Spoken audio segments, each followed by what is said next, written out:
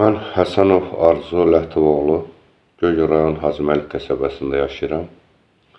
Özüm hər iki gözdən birinci qrup əliləm, kənar şəxsin köməyi ilə hərəkət edirəm. Qardaşım Həsənov Elşan Lətivoğlu, Göygöl rayonunun Hacıməlik qəsəbəsinin şəhididir. Şəhid qardaşıyam, qardaşım 1994-cü ildə şəhid olub. Şəhidin vərəsəsiyəm, qardaşım subay olub, şəhid ailəsi olduğum üçün buradan sizlərə müraciət edirəm. Mən kənar şəxsin köməyi ilə hərəkət edirəm. Cənab Prezidentimiz İlham Əliyev mənə təqaüd və müavinət verir, birinci qrup gözdən əlil olduğum üçün və qulluq edən şəxsin, hətta ki, mənə qulluq edən şəxs də tutub ki, mənə kömək eləsin ki, yeriməyimdə, hərəkətimdə dəstək olsun. Mən 2022-ci ildən ailəmlə ayrılmışam. 2 gələcəyin əskərini böyüdürəm. 2 oğlum var. Mənim təqaüd və müavinətimi məhkəmə qərarı ilə 70%-ni aliment borcuna, yəni ki, uşaqlara yönəldiblər. Hal-hazırda mənim uşaqlarım mənimlə birlikdədir. Mən Göygöl rayonunun Professiya şöbəsinə, məhkəmə binasına yaxınlaşaraq uşaqlarımla birlikdə bildirmişəm ki, uşaqlar hal-hazırda mənimlədir. Artıq 7 aydır ki, uşaqlar mənimlədir. Müvəqqəti olaraq məhkəmə qərarını dayandırasınız. Yəni, uşaqları maddi sübut kimi göstərmişəm və məhkəməyə müraciət etdiyim üçün məhkəmə prosesində məhkəmə icrası, Professiya şöbəsi icranı dayandırmalıydı. Yəni, uşaqları maddi sübut kimi göstərdim.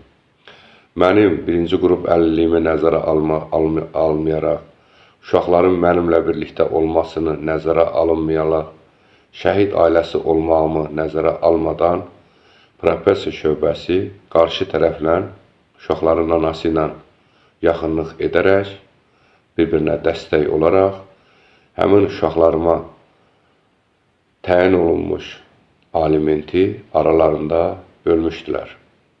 Və əgər uşağa aliment, uşağa çatırsa, gələcəyin əskərinə çatırsa da, nəyə görə uşağa mən baxıramsa, mənimlədirsə, mənim təqaüd və müavinətimi, alimenti anaya verirlər. Baxın, pul uşağa çatmalıdır.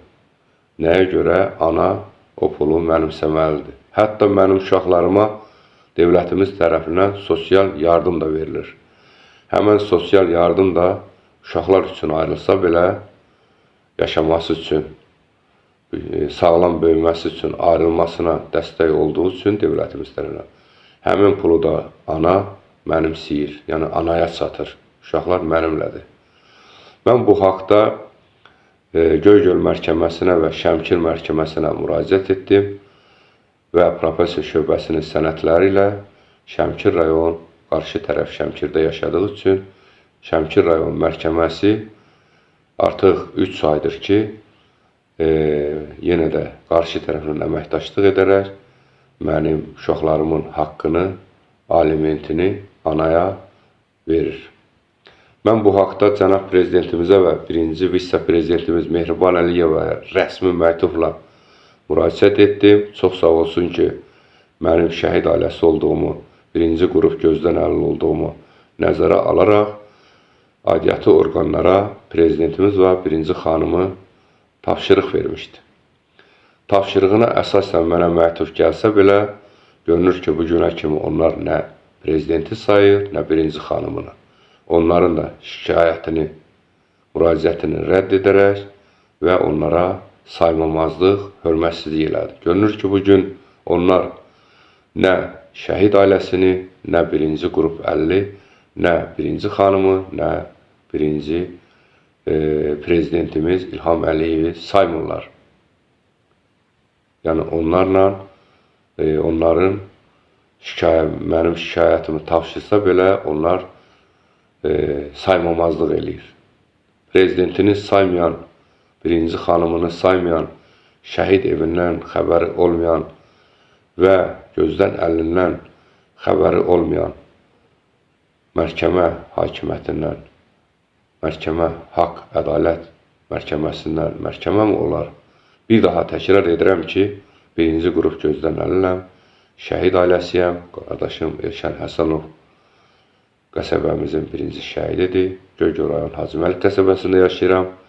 Uşağa çatmalı, uşağın sağlam böyüməsi üçün ayrılmış alimenti uşağın anası icra professiya şöbəsinin Ruslanla birlikdə Göygöl rayonu həmən pulu birlikdə əməkdaşlıq edərək mənimsəyirlər və xaçlayırlar. Sizcə bu nə dərəcədə düzgündür? Mənim nə əlilliyim nəzərə alınmır, təqaüd və müavinatımın hətta 70%-ni qanunda göstərir ki, 50%-dən yuxarısı ola bilməz. Amma 70%-ni ədalətsiz hökm çıxararaq, cinayət tərkibli qərar verərək, 70%-ni pensiya kartımdan təqaüd və müavinatımı alimentə yönəldirlər və sosial yardımını da mənimsəyirlər. Uşağa çatası pulu da. Xahiş edirəm, yuxarıda göstərdiklərimi nəzərə alıb, bunu işıqlandırasınız, haqq səsimə səs verəsiniz. Sizə öncədən təşəkkür edirəm. Cənab Prezidentimizə çatdırasınız ki, onlar sizi saymır, sizə hörmətsizlik edir. Mehriban xanıma da çatdırasınız ki, onlar da Cənab Prezidentimizin və xanımının şikayətinə baxmayaraq və müraciətinə baxmayaraq, tapşırığına baxmayaraq onlara hörmətsizlik və pislik edirlər. Sizinlə şəhid qardaşı birinci qrup əlil Arzu Həsənov, Göygöl rayonunun Hacıməli qəsəbə sakini. Çox sağ olun.